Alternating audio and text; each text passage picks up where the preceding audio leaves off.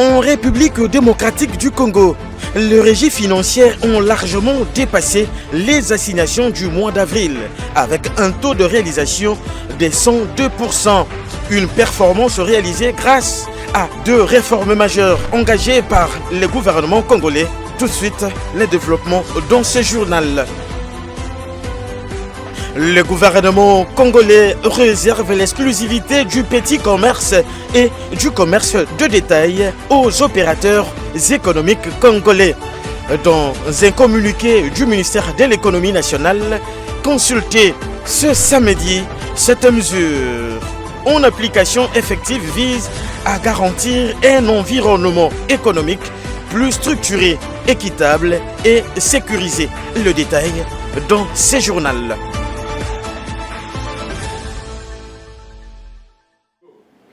Bienvenue à tous et à toutes dans ce journal sur Ecofin Télévision. En séjour de travail à Kinshasa, une délégation du Fonds monétaire international s'est entretenue vendredi 1er mai avec le vice-premier ministre du budget. Leurs échanges ont porté sur l'état d'exécution du budget dans le cadre de la 3e revue du programme économique et financier de la République démocratique du Congo, soutenu par la facilité élargie de crédit. Les parties prenantes ont également analysé le collectif budgétaire 2026 en cours d'élaboration estimé à 16 milliards de dollars américains. Complément d'information dans ce récit signé Igor Biwaka. Conduite par Calixte Aokposi, cette délégation du Fonds monétaire international poursuit sa mission de travail à Kinshasa dans le cadre de la 3e revue de la facilité élargie des crédits, dont les 2 premières ont rapporté à la RDC plus de 521 millions de dollars américains.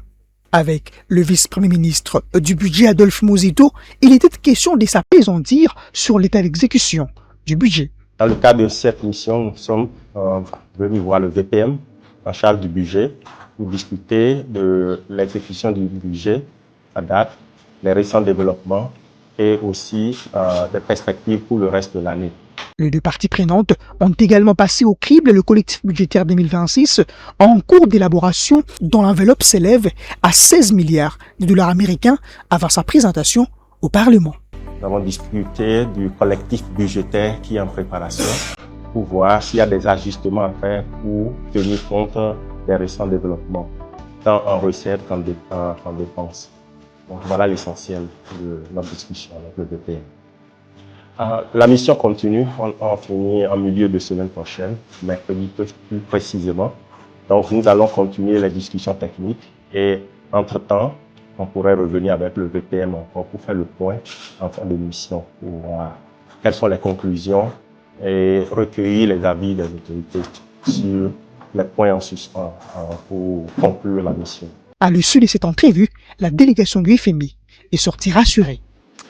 Le vice-premier ministre de la Défense nationale et ancien combattant Guy Kabombo Mwadianvita a entamé une mission en Afrique australe afin de renforcer la coopération militaire désormais orientée vers l'opérationnalisation avec 3 États clés de la région. Plus de détails dans cet élément. La première étape de cette mission, c'est à Gaborone, capitale du Botswana. Ici, le VPM de la Défense a échangé avec son homologue Moeti Mouassa. Les discussions ont permis de franchir une étape vers la mise en place d'une coopération militaire plus intégrée, active et axée sur les résultats concrets. Sur place, le ministre congolais de la Défense a rendu hommage à la mémoire de Sir Kitumile Masire, ancien président du Botswana, pour son implication dans les années 2000.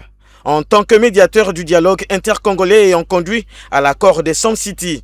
De son côté, Moeti Mouassa a souligné que cette rencontre constitue une base solide pour renforcer et orienter les relations bilatérales en matière de défense. Il a réaffirmé l'engagement du Botswana à accompagner la RDC dans ses efforts de restauration de la paix dans sa partie orientale.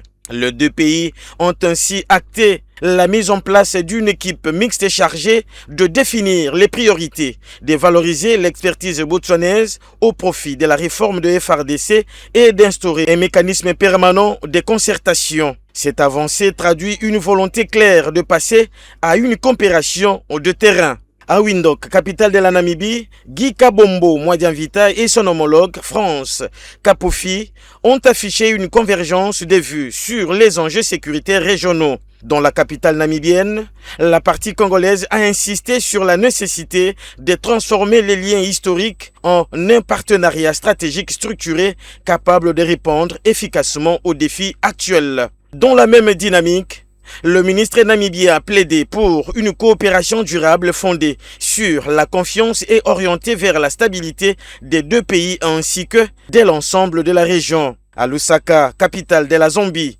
les échanges entre le vice-premier ministre congolais et son homologue Ambrose Luzi Lufama ont permis de réaffirmer une ambition commune, dépasser le simple voisinage pour bâtir une coopération militaire robuste et structurée.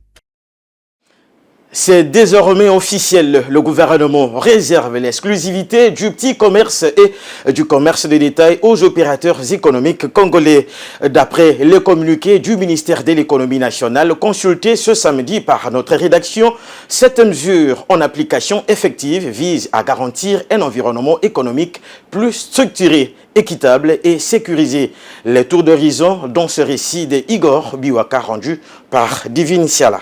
Plus d'inquiétude et de controverses. Le gouvernement congolais vient définitivement de mettre fin à un problème qui dérangeait depuis 2 lustres l'exercice du petit commerce et du commerce de détail en République démocratique du Congo. Confrontés à une concurrence déloyale qui portait un coup dur à leur activité, les acteurs du secteur majoritairement congolais ne plaidaient qu'à l'intervention de l'État afin d'obtenir gain de cause à leurs revendications.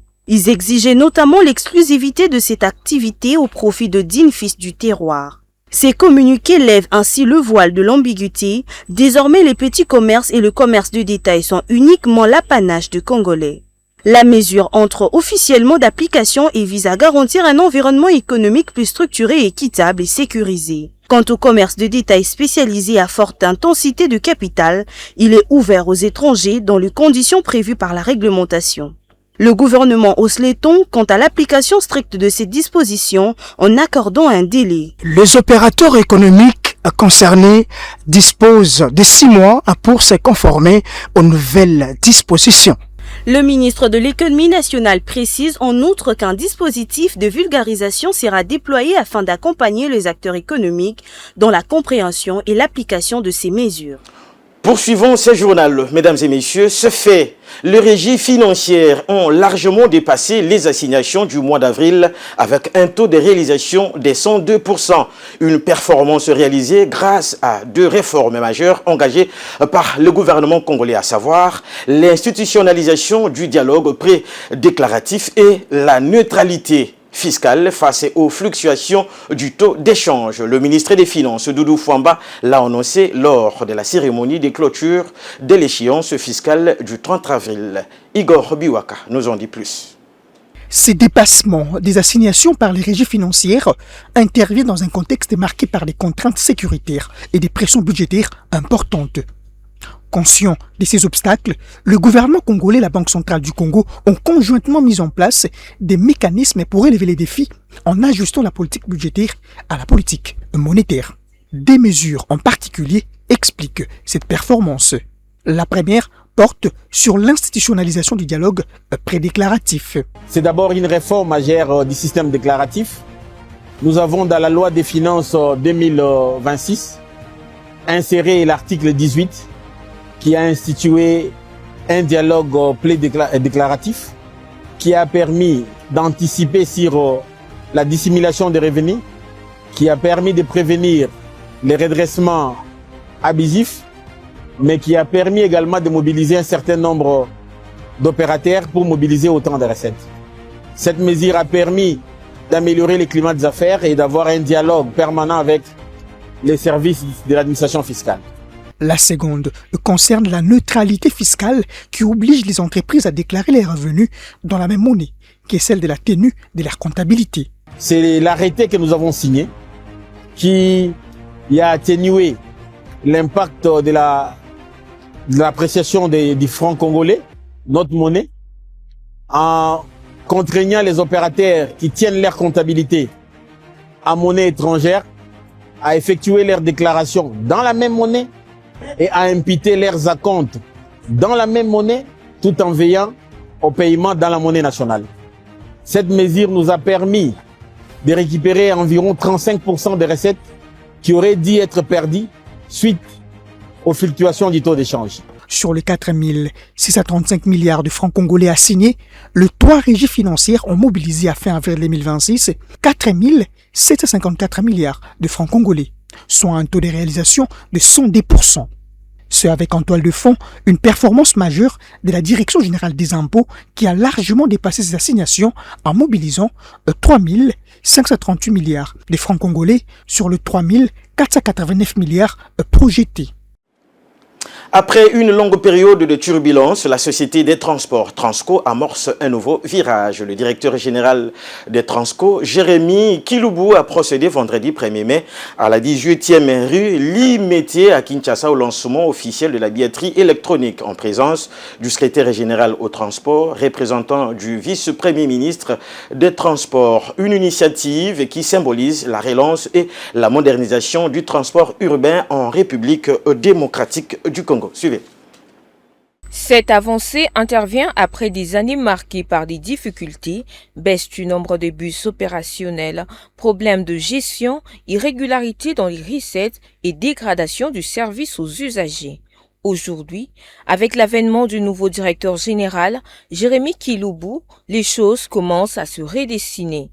La mise en place de la billetterie électronique s'inscrit dans une dynamique de réforme visant à restaurer la confiance, améliorer l'efficacité et moderniser les services. Il a mis en avant 2 priorités majeures, à savoir la transparence financière et le confort des usagers. Cet événement qui nous réunit marque un tournant historique dans la vie de l'établissement public Transport au Congo, Transco ainsi. Par ailleurs, pour répondre aux exigences de l'heure, l'établissement Transco attaque des défis majeurs. La transparence financière et le confort de l'usager. Pour Transco, la billetterie électronique lui garantit une traçabilité totale des recettes, minimisant ainsi les fuites des revenus, coulage de recettes et une meilleure planification de sa flotte permettant un mouvement permanent de bus à travers son réseau urbain et interurbain. Pour l'usager, la billetterie électronique permet de mettre fin aux files d'attente interminables et aux soucis de monnaie à travers sa manipulation. Avec ce virage technologique, Transco se repositionne progressivement comme un acteur clé du transport public engagé sur la voie de la performance et de la modernisation en République démocratique du Congo. Les journalistes congolais se sont montrés disponibles d'œuvrer pour le retour de la paix dans la partie orientale en proie à des conflits armés. Le chevalier de la plume réitère également leur engagement à lutter contre la désinformation. C'était à l'occasion de la célébration anticipée de la Journée mondiale de la liberté de la presse. Fêtée chaque 3 mai, ces assises, pour rappel, ont vécu sous le thème « Façonner un avenir de paix ». Témoin de l'événement, Patrick John Mukengeshaï et Eddie Boma. Dans un contexte de guerre, d'agression rwandaise dont est victime la République démocratique du Congo et la désinformation grandissante, les chevaliers de la plume ont évalué leur contribution dans le processus de paix. À l'occasion de cette célébration anticipée de la liberté de la presse, les journalistes congolais se sont engagés à faire front commun contre la désinformation et à militer pour le retour de la paix dans l'est du pays. Quelle est la participation du journaliste? C'est d'œuvrer pour la cohésion. C'est d'œuvrer pour mettre en place le matériau qui vont permettre à la population de comprendre que cette guerre ne profite à personne, que cette guerre ne profite pas à l'émergence du pays, au développement du pays, que la guerre ne profite même pas aux pays belligérants. De doter le journaliste en matériaux qui lui permettraient d'œuvrer pour la cohésion nationale, pour que chacun, en toute responsabilité, traite l'information objectivement, mais avec beaucoup de responsabilité. effectivement, c'est renforcé parce que là, on ne doit pas se valer la face. Il y a, en premier lieu, nous sommes des citoyens congolais. Nous sommes congolais, nous n'avons que la République démocratique du Congo.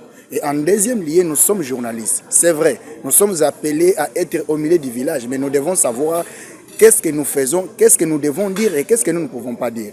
Nous voulons la paix, nous voulons la cohésion nationale, mais aussi nous sommes congolais. Raison pour laquelle cette formation, ce forum a apporté, je dis que bel et bien apporté quelque chose dans notre façon de traiter les informations.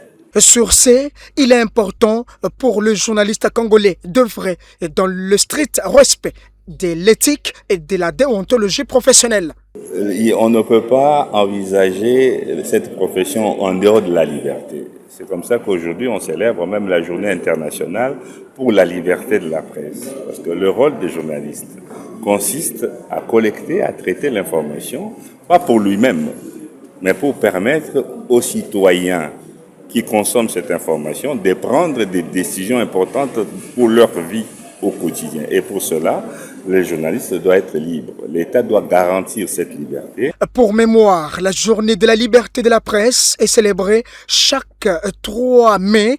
Cette année, ces assises ont vécu sous le thème « Façonner un avenir de paix ». La chercheuse paix. Initialement négociée à 2000 francs congolais, une mesurette de maïs, la plus utilisée au Kasaï central, se vend désormais entre 1100 et 1400 francs congolais. Une production abondante de cette denrée alimentaire est observée dans les territoires de Luiza qui inondent le marché à Kananga. L'exécutif provincial s'est réjoui de cette bonne dynamique et s'engage à renforcer cette stratégie pour le bien-être des populations locales. Reportage. Toutes les batteries sont mises en marche pour assurer un approvisionnement décent en maïs. Au Kasaï central, le gouvernement provincial s'engage sans repli à garantir une alimentation saine de sa population locale. Grâce à une production abondante dans les territoires de Luiza. Le méga, la mesurette la plus utilisée dans cette denrée alimentaire, varie désormais entre 1100 et 1400 francs congolais, soit une baisse de 900 à 600 francs congolais. Kabwaya Toto Kalombo, ministre provincial de l'agriculture, encense cette performance réalisée grâce aux efforts inlassables du gouverneur Joseph Moïse Kambulu Nkonko. Tout ce que je fais, je ne fais qu'exécuter la vision de son Excellence Joseph Moïse Kambulu Nkonko, notre gouverneur. Lui, il est la tête, nous sommes les bras et nous travaillons. Et tout ce que je peux dire, c'est que nous travaillons dans le silence. Nous ne travaillons pas dans le bruit. Vous avez dit tout à l'heure que le MECA a baissé à 2000 francs. Je reviens d'une mission d'itinérance à Luiza où nous avons acheté le MECA à 1400 francs à Luiza. Il y a 2 jours, j'étais à Luiza. Et ma promesse à la population est que si nous continuons avec cet élan, et nous continuons à faire confiance à notre gouverneur, l'année prochaine, le MECA va descendre à 1000 francs. Les commerçantes et populations ne cachent pas leur satisfaction. Parce que depuis qu'il est arrivé, je vois qu'il y a les baisses de taux de maïs. On achète un méga de maïs à 2000 francs, voire même à 1700, 1600. Donc si nous continuons avec M. Moïse Kambulu comme notre gouverneur de notre province, je pense que notre province doit aller en avant. Ce repli du prix de maïs dans cette partie du pays allège autant que faire se peut le coût du panier de la ménagère et conforte le pouvoir d'achat de populations locales. Dans un autre chapitre, prenons part aux travaux du segment politique sur les financements durables de l'éducation et de la formation 2026-2030 à Kinshasa. La gouverneure Djulalaba a présenté les efforts de sa province en matière d'investissement dans le capital humain, tout en plaidant pour un modèle de financement plus structuré et durable. Retour sur les faits. Participant aux travaux du segment politique des hauts niveaux sur les financements durables de l'éducation et de la formation, ouvert le mardi 28 avril 2026 à l'hôtel Hilton de Kinshasa, Fifi Masuka Saini, gouverneur de la province du Lualaba, est intervenu au panel 2, consacré au thème « Mieux investir dans l'éducation pour une transformation durable du système ». Transformons cette richesse naturelle en richesse humaine et cela par l'éducation. Les revenus miniers ne doivent pas seulement financer le présent, mais ils doivent préparer l'avenir de nos enfants et de notre pays. Aux côtés du ministre d'État en charge du plan, le vice-ministre des Finances et les directeurs des opérations de la Banque mondiale pour la République démocratique du Congo, la gouverneure du Lualaba a présenté l'expérience de sa province dans la mobilisation des ressources locales au profit du secteur éducatif. La gouverneure a rappelé que conformément à la Constitution, les provinces ne doivent pas être des simples relais administratifs. Elles doivent devenir des véritables acteurs des transformations. Fifi Masuka Saini a indiqué que le Lualaba a fait le choix de renforcer la mobilisation de ses recettes propres, tirées de son potentiel économique afin d'investir dans les secteurs sociaux prioritaires. La gouverneure a cité les actions entreprises par son gouvernement provincial pour accompagner la politique des gratuités de l'enseignement des bases impulsée par Félix Antoine Tshisekedi Tshilombo, président de la République, chef de l'État. La province du Lualaba fait beaucoup d'efforts en ce qui concerne le retrait de tous les enfants dans les secteurs artisanaux, dans les mines. Et nous les reprenons de mine là où ils sont. Nous essayons d'abord de les amener dans la formation des rattrapages et après cela, nous les remettons sur les circuits normaux de l'éducation. À l'ouverture, la ministre d'État en charge de l'éducation, Raïssa Malou, a indiqué que l'heure était à l'harmonisation. Elle a souligné une obligation incontournable, mettre fin à la simple superposition d'actions pour édifier une chaîne d'impact cohérente. Les travaux techniques ont permis de poser un diagnostic lucide. Ils ont identifié les acquis à consolider, les fragilités à corriger et les priorités à inscrire dans la prochaine étape de notre action sectorielle. Nous devons maintenant franchir une étape décisive, passer du diagnostic au choix, des constats aux engagements et des orientations aux décisions. La première ministre Judith Suminwa Tuluka a ouvert les CIF 2026-2030 pour tracer une feuille de route, faisant de l'école investissement stratégique et non dépense les moteurs de l'essor national. L'éducation n'est pas seulement une priorité sociale, c'est une condition de souveraineté, de stabilité et de transformation économique. Au nom du gouvernement, je lance ce segment politique de haut niveau et je vous invite à faire de ces échanges un moment d'engagement concret au service de la jeunesse congolaise et de l'avenir de notre nation. Les travaux du segment politique de haut niveau se poursuivent jusqu'au mercredi 30 avril 2026 et devront aboutir à l'adoption de la déclaration pour un financement durable de l'éducation et de la formation en République démocratique du Congo. Nous allons quitter momentanément Kinshasa pour prendre la partie du Lualaba où, à l'esplanade des nouveaux gouvernorats de cette province, Fifi Masuka Saini a, dans le cadre de sa politique de soutien à l'entrepreneuriat local, procédé à la remise d'un véhicule Land Cruiser pick-up neuf à Jules Kuzunga, jeune entrepreneur originaire de Dilolo et évoluant dans le secteur de la riziculture. Un appui destiné à renforcer sa capacité opérationnelle sur le terrain et à stimuler la production locale. Suivez. La gouverneure du Lualaba, Fifi Masuka Saini, vient de poser un acte fort en faveur de la production locale.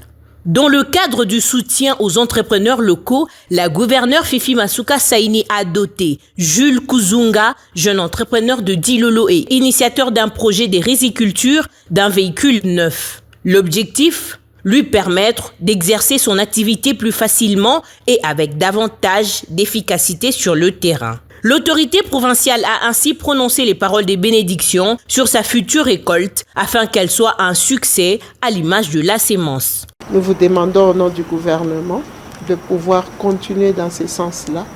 Amène-nous plus de riz, mais pas seulement de riz, s'il y a autre chose que la province peut faire, continuer à innover, à nous amener d'autres projets.